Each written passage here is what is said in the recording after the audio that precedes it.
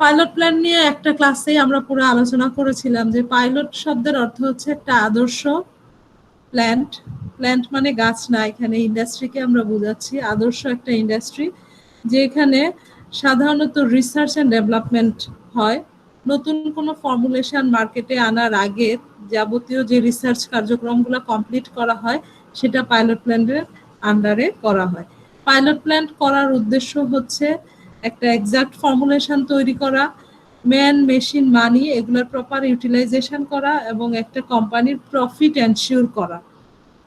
কারণ তুমি যদি একটা কোনো কিছু করার আগে সেটার ফিজিবিলিটি চেক না করে হঠাৎ করে শুরু করে দাও, তাহলে মাঝপথে গিয়ে দেখলা যে অনেক রকম প্রবলেম শুরু হলো, তখন কিন্তু তোমার অনেক লস হয়ে যাবে, তোমার প্রফিটের বদলে তোমার লস গুনতে হবে। সো এই ধরনের প্রবলেম যাতে অ্যারাইজ না করে তার জন্য পাইলট প্ল্যান্ট আগে থেকে ফিজিবিলিটি চেক করে নেয় যে কি কি ধরনের সমস্যা হতে পারে, বা একটা প্রোডাক্ট তৈরি করার আগে থেকে আমার কি ধরনের প্রিকশন নিতে হবে, দেন প্রোডাক্ট ম্যানুফ্যাকচারিং শুরু করবে। যদি আমরা ডিফাইন করতে চাই, pilot plan programme is a scale up technique conducted to the product and its process, leaving the development laboratory accepted by the full production manufacturing unit. অর্থাৎ কাজটা হবে ডেভেলপমেন্ট ল্যাবরেটরিতে, আর&ডিতে, এবং যখন কাজটা কমপ্লিট হয়ে যাবে তখন আর&ডি ছেড়ে এটা চলে যাবে মূল ম্যানুফ্যাকচারিং ইউনিটে। সো এই পাইলট প্ল্যান্টকে একটা ইন্টারমিডিয়েট সাইজ ল্যাবরেটরিও বলা হয়, যেটা কিনা আমরা ল্যাব যে করছি সেই ল্যাব এবং ইন্ডাস্ট্রিয়াল স্কেলের মাঝামাঝি অবস্থায় এই ল্যাবটা আছে, যেখানে যে ইকুইপমেন্টগুলো ইউজ করা হয় সেগুলো ইন্টারমিডিয়েট সাইজে হবে। একটা ইন্ডাস্ট্রিতে যে ধরনের সেটআপ থাকে ঠিক ওই ধরনের সেটআপই একটা পাইলট প্ল্যান্টেও থাকে। সো পাইলট প্ল্যান্টের যদি মূল কাজ আমরা বলি, একটা এক্সাক্ট ফর্মুলা তৈরি করবে, physical and chemical stability ensure করবে প্রোডাক্টের, এবং routine processing in full scale production facility ensure করবে। অর্থাৎ প্রোডাকশনে যে রুটিন প্রসেসিংটা হবে সেটা ফুল স্কেলে এনশিওর করবে। এখন যদি আমরা পাইলট প্ল্যান্টের উদ্দেশ্য কি বা কাজ কি, স্কোপ কি, এটা দেখতে যাই, তাহলে আমরা দেখতে পাই যে মেইন ফাংশন হচ্ছে to formulate a viable robust product with exact formulation specification. আমরা রোবাস্ট, ভায়াবল এসব কথাগুলো ক্লাসে আলোচনা করেছি, তোমরা ভ্যালিডেশন পড়ছো। ভ্যালিডেশনে রোবাস্টনেস একটা খুব ভাইটাল একটা প্যারামিটার, যেখানে আমরা বলতে পারি রোবাস্টনেস বলতে বুঝি যে একটা প্রোডাক্টকে আমি যদি এনভায়রনমেন্ট চেঞ্জ করি বা স্মল বা ডেলিভারেটেড চেঞ্জ, অল্প পরিমাণ চেঞ্জ করে আমরা যদি রেজাল্টের কোনো হেরফের না পাই, এক্সাক্ট বা আমার রেঞ্জে যে রেজাল্ট আছে তার মধ্যে আমরা পাই, তাহলে আমরা তাকে বলি রোবাস্ট। সো পাইলট প্ল্যান্টের কাজ হচ্ছে একটা রোবাস্ট বা দৃঢ় একটা ফর্মুলেশন তৈরি করা। সেকেন্ড কাজ হচ্ছে to determine the compatibility of relevant processing equipment with the formulation. অর্থাৎ তুমি যেসব যন্ত্রপাতি মেশিনারিজ ব্যবহার করছো সেটা তোমার ফর্মুলেশনের সাথে কম্পিটেবল হচ্ছে কিনা এটা চেক করে নেয়া। থার্ড ওয়ান হচ্ছে ডিটারমাইন হয় দ্য ফর্মুলেশন প্যারামিটারস আর ইকোনমিক, সিম্পল, রিলায়েবল। তুমি যে প্যারামিটারগুলো সিলেক্ট করছো তারা তোমার যে ইকোনমিক কিনা, অর্থাৎ হাই প্রাইস হলেও হবে না আবার লো প্রাইস হলেও হবে না, একটা তোমার সাধ্যের মধ্যে আছে কিনা, এটা সিম্পল কিনা, এটাকে বিশ্বাসযোগ্য কিনা, রিলায়েবল কিনা, এটা এনশিওর করা।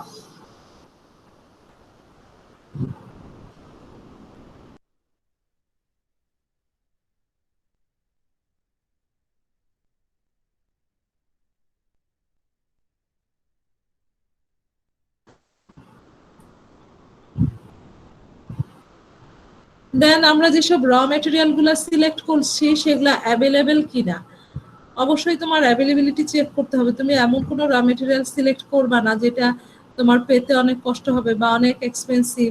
যেমন বাংলাদেশের জন্য আমরা ইন্ডিয়ান বা চাইনিজ সোর্সগুলো প্রিফার করি, কারণ এগুলা কস্ট কম, আবার সহজেই আমাদের অ্যাভেলেবিলিটির মধ্যে। ইউরোপিয়ান বা আমেরিকান সোর্স হলে কস্ট অনেক বেড়ে যায়, পাওয়ার জন্য অনেকটা সময় ওয়েট করতে হয়। সো আমাদের মতো আমরা তো খুব একবারে ডেভেলপড কান্ট্রি না, ডেভেলপিং কান্ট্রি। সো আমাদের মতো দেশের জন্য ইন্ডিয়ান বা চাইনিজ সোর্স গুলা নট ব্যাড। দেন হচ্ছে যে তুমি প্রোডাকশন রেট সিলেক্ট করছো সেটা তোমার ডিমান্ডকে মিট করে কিনা।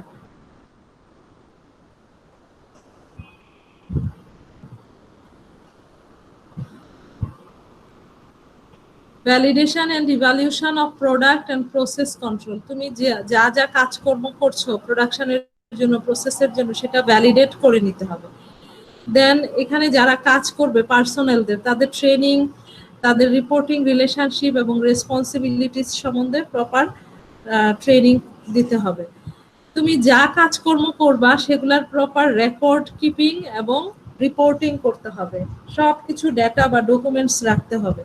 Development and validation of management product reprocessing procedure. তুমি অনেক সময় রিপ্রসেস করো, আমি ক্লাসে এসব এক্সাম্পল দিয়েছিলাম, তোমাদের মনে আছে কিনা, যে আমরা একটা ট্যাবলেটকে যদি কোর ট্যাবলেট হয় তাহলে রিপ্রসেস করতে পারি যে কোনো সময় আপ টু প্যাকেজিং এর আগ পর্যন্ত আমি রিপ্রসেস করতে পারবো। বাট কোটেড ট্যাবলেট হলে কিন্তু আমি কোটিং এর আগ পর্যন্ত রিপ্রসেস করতে পারবো, কোটিং হয়ে গেলে রিপ্রসেস করা সম্ভব না। সো তুমি কতটুকু পর্যন্ত রিপ্রসেস করবা, কোন পদ্ধতিতে রিপ্রসেস করবা, সেই প্রসেসটা তোমার ভ্যালিডেটেড করে নিতে হবে। এবং লাস্ট থিং যেটা, যে একটা প্রোডাক্ট যদি ফর্মুলেশন করতে চাও সেটাকে তোমার ক্রিটিক্যাল যেসব ফিচার গুলো আছে সেগুলোকে আইডেন্টিফাই করতে হবে এবং তার জন্য কি কি স্টেপ নিতে হবে বা রেমেডি কি কি আছে ক্রিটিক্যাল প্যারামিটার গুলো সলভ করার জন্য, সেগুলাও কিন্তু তোমার এই পাইলট প্ল্যান ফাইন্ড আউট করে দিবে এবং ক্লিয়ারলি মেনশন করে দিবে যে কিভাবে তুমি এটা সলিউশন করতে পারো।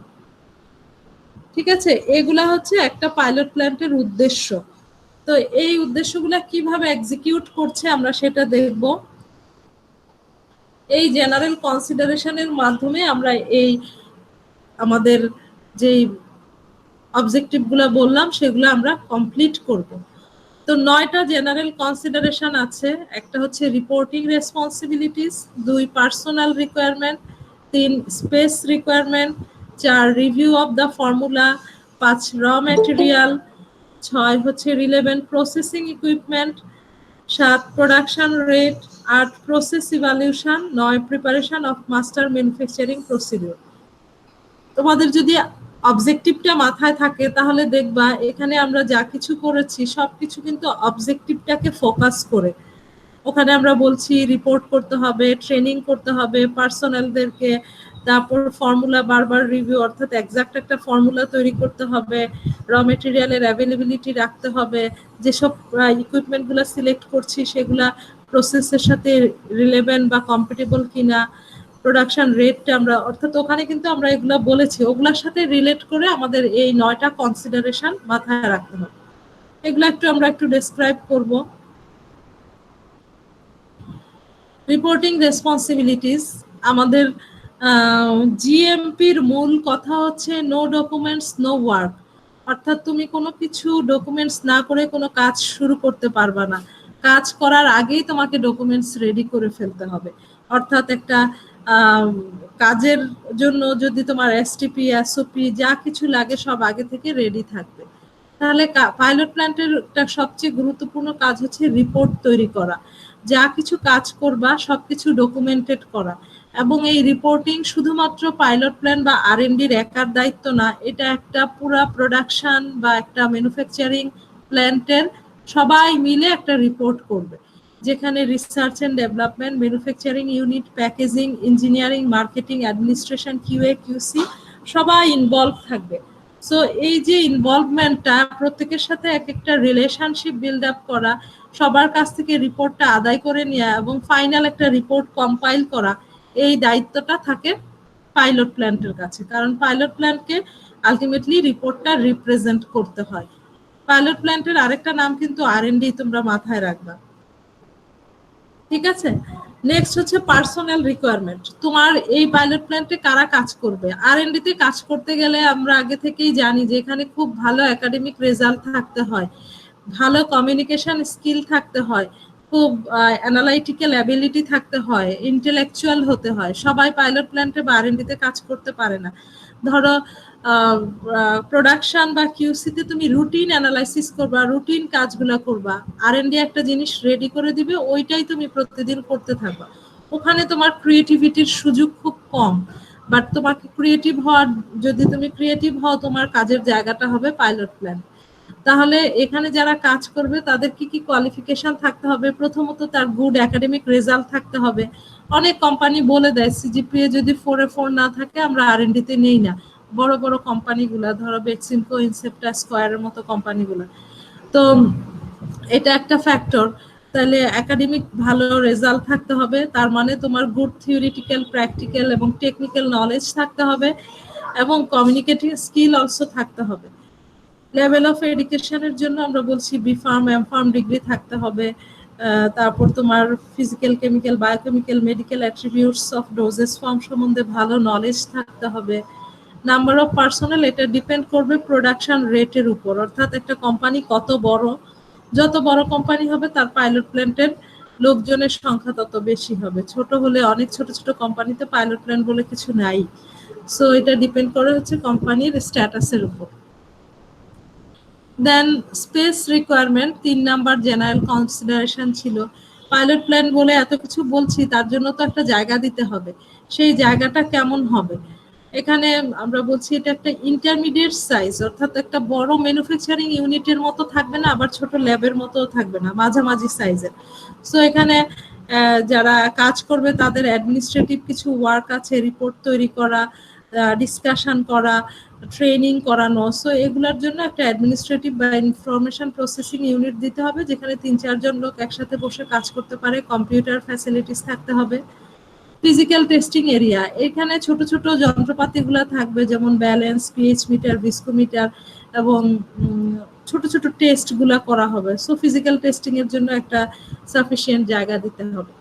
দেন হচ্ছে স্ট্যান্ডার্ড পাইলট প্ল্যান্ট ইকুইপমেন্ট, অর্থাৎ তোমার কোম্পানিতে যদি ট্যাবলেট বানাও, ট্যাবলেটের জন্য যেসব মেশিনগুলো দরকার, compression machine, blending machine, coating machine, fluid bed dryer, so ওগুলা সবই কিন্তু এখানে থাকবে, কিন্তু সাইজ থাকবে মিডিয়াম সাইজের। তো এই মিডিয়াম সাইজের জিনিসগুলো রাখার জন্য একটা সাফিসিয়েন্ট জায়গা দিতে হবে, যেটাকে আমরা বলছি পাইলট প্ল্যান্ট ইকুইপমেন্ট এরিয়া বা manufacturing unit for pilot plant. ওখানে হয়তো বা তুমি 2 লাখ ব্যাচ সাইজ হলে প্রোডাকশনে, এখানে হয়তো তোমার ব্যাচ সাইজ হবে 20,000। সো 20,000 ট্যাবলেট তৈরি করার মতো সাফিসিয়েন্ট স্পেস বা মেশিনারিজ থাকতে হবে। স্টোরেজ এরিয়া, স্টোরেজ এরিয়াতে এখানে যে এপিআই গুলা লাগবে, এক্সিপিএন্ট গুলা লাগবে, সবকিছু রাখার মতো জায়গা থাকতে হবে। অর্থাৎ এটা একটা ছোটখাটো ওয়্যার হাউসের মতো। কোম্পানির অনেক বড় ওয়্যার হাউস যদি থাকে, সেটার আদলেই একটা ছোট ওয়্যার হাউস পাইলট প্ল্যান্টেও থাকবে। আরেকটা বিষয়, এখানে কিছু রিটেনশন স্যাম্পল রাখতে হয়। রিটেনশন স্যাম্পল মানে হচ্ছে যে প্রোডাক্টগুলোর শেলফ লাইফ চেক করার জন্য, ধরো তুমি প্রথমে 2 বছর শেলফ লাইফ দিয়ে দিয়েছো, তারপর তুমি 3 বছর পরে চেক করে দেখলা যে প্রোডাক্ট স্টেবল আছে, শেলফ লাইফ তুমি এক্সটেন্ড করতে পারো। তো এগুলাকে তোমার রিটেন করে রাখতে হবে, প্রত্যেকটা ব্যাচের স্যাম্পলকে 5, 7, 8, 10 বছর পর্যন্ত রিটেন করে রাখতে হবে। বা কোনো একটা প্রবলেম হলো, মার্কেট থেকে প্রোডাক্ট রিকল আসলে, সেগুলো আবার অ্যানালাইসিস করে দেখতে হয় যে ওই ব্যাচের স্যাম্পল যদি না থাকে, তুমি কিন্তু অ্যানালাইসিস করতে পারবে না। সো রিটেনশন স্যাম্পলের জন্য একটা বড় জায়গা এই পাইলট প্ল্যান্টকে দিতে হয়। 4 নাম্বার কনসিডারেশন ছিল review of the formula. Review of the formula খুবই ভাইটাল একটা জিনিস, কারণ আমাদের পাইলট প্ল্যান্টের উদ্দেশ্যই হচ্ছে একটা এক্সাক্ট, রোবাস্ট, ভায়াবল ফর্মুলা তৈরি করা। এখন কোনো একটা জায়গায় যদি আমার কোনো ল্যাকিংস থেকে যায়, তাহলে কিন্তু আমি এই ভায়াবল বা রোবাস্ট ফর্মুলা তৈরি করতে পারবো না। সেই কারণে আমাকে এনশিওর করতে হবে যে বারবার আমার রিভিউ করতে হবে কোথাও কোনো আমার ল্যাকিংস আছে কিনা। যদি ল্যাকিংস থাকে, তাহলে কিন্তু আমার এক্সাক্ট ফর্মুলা তৈরি করা সম্ভব না।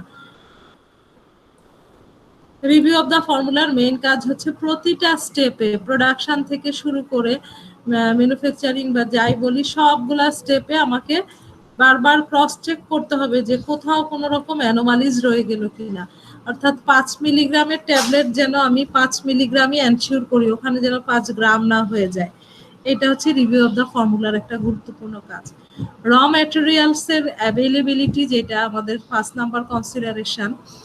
তো ওখানে আমি বলছি যে আমরা ইন্ডিয়ান বা চাইনিজ সোর্স প্রিফার করি। সব সময় তোমাকে ইন্ডিয়ান চাইনিজ সোর্স নিতে হবে তা না, যদি সফিস্টিকেটেড প্রোডাক্ট হয় সেক্ষেত্রে ইউরোপিয়ান আমেরিকান সোর্স নিতে পারো। তবে এগুলা কারা অ্যাপ্রুভাল দেয়? এই প্রোডাক্টের সোর্স অ্যাপ্রুভাল দেয় পাইলট প্ল্যান্ট, যেখানে কিনা ওদের কাছ থেকে বিভিন্ন কোম্পানি ম্যাটেরিয়াল গুলো আসে এবং তাদেরকে একটা কোয়া দেয়, সিওএ, সার্টিফিকেট অফ অ্যানালাইসিস। এরকম একটা থাকতে পারে, ধরো মাল্টিপল চয়েস, সিওএ। এটা কি? এটা কিন্তু এখানে লেখা নাই, আমি বলছি। সিওএ হচ্ছে সার্টিফিকেট অফ অ্যানালাইসিস। তো তোমাদের অনেক কিছুই আমরা পড়ানোর ফাঁকে ফাঁকে বলি, এইসব জিনিসগুলাও আসতে হবে আমাদের কোশ্চেনের মধ্যে। তো এই সিও এর সাথে যেটা চেক করা হয়,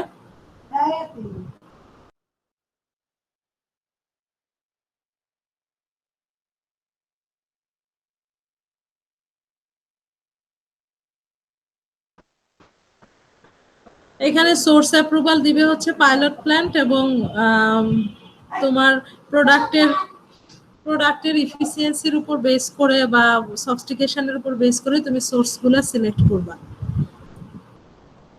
রিলেভেন্ট প্রসেসিং ইকুইপমেন্ট, অর্থাৎ তোমার এই প্রোডাক্টটা কমপ্লিট করার জন্য কোন ধরনের ইকুইপমেন্ট দরকার, সেই ইকুইপমেন্টগুলা কম্পিটেবল কিনা সেটা এনশিওর করতে হবে। প্রোডাকশন রেট, এটা আমি বলছি যে প্রোডাকশন রেটটা ডিপেন্ড করবে হচ্ছে ফোরকাস্টের উপর, যে তুমি কোন সময় কোন ধরনের প্রোডাক্ট বেশি বানাবা। এখন ধরো এই যে বাংলাদেশের যে পরিস্থিতি, এখন ম্যানুফ্যাকচারিং কোন প্রোডাক্টগুলো বেশি হওয়া উচিত? সর্দি, জ্বর, ঠান্ডা, কাশি, অ্যাজমা, এই ধরনের প্রোডাক্টগুলাই তো বেশি করছে, যেহেতু করোনার সাইন সিমটম এগুলা। তো তোমাকে সিচুয়েশন বুঝে প্রোডাকশন রেটটা ঠিক করতে হবে, আর এই রেটটাও ডিপেন্ড করবে হচ্ছে কোম্পানির স্ট্যাটাসের উপর। প্রসেস ইভালিউশন, অর্থাৎ তুমি যে প্রসেসটা দিয়ে প্রোডাক্টটা ম্যানুফ্যাকচারিং করবা, সেইটা একটা প্রোটোকল তোমাকে মেনটেন করতে হবে, যেটাকে আমরা বলি বিএমআর বা বিপিআর, ব্যাচ ম্যানুফ্যাকচারিং রেকর্ড বা ব্যাচ প্রোডাকশন রেকর্ড। ওখানে প্রত্যেকটা জিনিস স্পেসিফিক্যালি মেনশন করা আছে, যেমন order of addition of material, mixing speed, mixing time, rate of addition, heating, cooling, filter size, screen size, drying temperature, drying time. তার মানে কি, কোনটা কোন সময় করবা, কত টেম্পারেচারে করবা, কত সময় ধরে করবা, সবকিছু নির্দিষ্ট করে দিতে হবে। ওখানে কোনো তোমার ট্রায়াল এন্ড এররের সুযোগ নাই। ওখানে তোমার প্রত্যেকটা প্রোডাক্টের জন্য একটা ইউনিফর্ম প্রসেস ফলো করতে হবে, এবং সেটা আমরা বারবার চেক করব, ইভালুয়েট করব যে ঠিক মতো করা হচ্ছে কিনা। এরপর আমরা মাস্টার ম্যানুফ্যাকচারিং রেকর্ড তৈরি করব, যেটাকে বলছি বিএমআর বা বিপিআর। এই বিএমআর এ কি কি থাকে? একটা কেমিক্যাল ওয়িং শিট থাকে, যেটাকে এমও বা পিউ বলা হয়। ম্যানুফ্যাকচারিং অর্ডার বা প্রোডাকশন অর্ডার থাকবে, ওখানে সবকিছু লেখা থাকবে যে তুমি প্যারাসিটামল ট্যাবলেট বানাতে গেলে কতটুকু স্টার্চ নিবা, কতটুকু প্যারাসিটামল নিবা, কতটুকু পানি নিবা, ঠিক আছে, সবকিছু মেনশন করা থাকবে, ওটাকে বলা হয় পিও। দেন হচ্ছে একটা বিপিআর বা বিএমআর থাকবে, যেখানে ম্যানুফ্যাকচারিং ডিরেকশন থাকবে, সব ডিটেইলে লেখা থাকবে। দেন স্ট্যান্ডার্ড অপারেটিং প্রসিডিউর, যে মেশিনগুলো চালাবা সেটা কিভাবে চালাবা এটা তোমার লেখা থাকবে। আর পিও বা এমওতে কি কি থাকবে? Product name, batch number, identification of chemical, dispensing date, batch size, amount of chemical, sign of responsible people, এগুলা থাকবে। লাস্ট থিং, বিএমআর বা বিপিআর এ কি কি থাকবে? বিএমআর এর লেখাগুলা খুব প্রিসাইজ হতে হবে, ইজিলি বোঝা যায় এমন হতে হবে, কারণ বিএমআর শুধু ফার্মাসিস্টরাই হ্যান্ডেল করবে তা না, ওখানে অপারেটররা বা ডিপ্লোমা ফার্মাসিস্টরাও এটা পড়াশোনা করবে, সে কারণে খুব সহজ এবং বোধগম্য হতে হবে। এছাড়া ওখানে product name, batch number, batch size, identification of chemicals, amount of chemical, order of mixing, speed of mixing, sampling direction, finished product in process control, coated ট্যাবলেটের ক্ষেত্রে type of coating, coating material, coating order of mixing coating সলিউশনগুলা, spray rate, machine RPM, drying temperature, exhaust and inlet air temperature, inlet humidity, এগুলা mention করতে হবে। SOP এবং আরেকটা জিনিস এখানে নাই, সেটা হচ্ছে এসটিপি, ওইটাও লিখবা। এসওপি হচ্ছে মেশিনগুলা কিভাবে অপারেট করে তার প্রসেস, আর এসটিপি হচ্ছে কিউসিতে যে কাজগুলা করা হয় সেই কাজগুলা স্ট্যান্ডার্ড টেস্টিং প্রসিডিউর কিভাবে করা হবে ওগুলাও মেনশন করতে হবে। এই জিনিসগুলাও খুব প্রিসাইজ হতে হবে, ইজি হতে হবে এবং ক্লিয়ারলি মেনশন হতে হবে। এই ছিল পাইলট প্ল্যান্ট।